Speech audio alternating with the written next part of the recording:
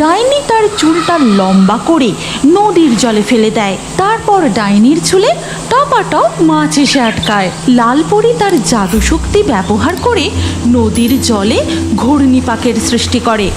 অনেক দিন আগেকার কথা, যখন পরীরা আর ডাইনিরা একসাথে মিলেমিশে বসবাস করত।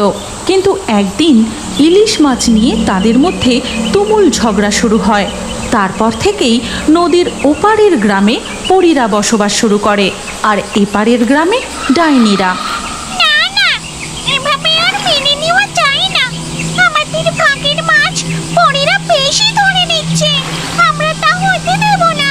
হ্যাঁ হ্যাঁ, ডাইনি একদম ঠিক কথা বলেছে। আমরা এটা মানবো না। ইলিশ মাছ আমাদের প্রিয় খাদ্য। তোমরা কেন বেশি মাছ ধরবে? কখনো না, আমাদের ভাগের মাছ আমরা নদী থেকে ধরেছি। তোমরাও চেষ্টা করো, তোমরাও ঠিক ইলিশ মাছ পাবে। এই দুই গ্রামের মাঝে নদীতে আসা মাছের উপর সবার সমান অধিকার আছে। যে যেমন খুশি মাছ ধরতেই পারে। নদীর এপার আর ওপার থেকে ডাইনি ও পরীদের মধ্যে তুমুল ঝগড়া চলতে থাকে।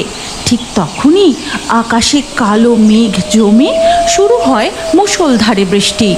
হঠাৎ করে বৃষ্টি? এ নিশ্চয়ই ওই পরীদের কারসাজি, যাতে আমরা আর মাছ না ধরতে পারি। চল ডাইনি, ঘরে ফিরে চল। সবেতেই আমাদের দোষ, তাই না? নাচতে না জানলে উঠোন বেঁকা। চলো নীলপরি, আমরা বাসায় ফিরে যাই।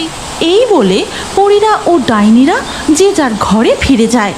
এমনই একদিন দুই গ্রামের ডাইনি ও পরীদের ঝগড়া দেখে টুনি পাখি উড়তে উড়তে প্রকৃতি দেবীর কাছে পৌঁছায়। হে প্রকৃতি দেবী, 3 দিন দুই গ্রামের ডাইনি ও পরীদের মধ্যে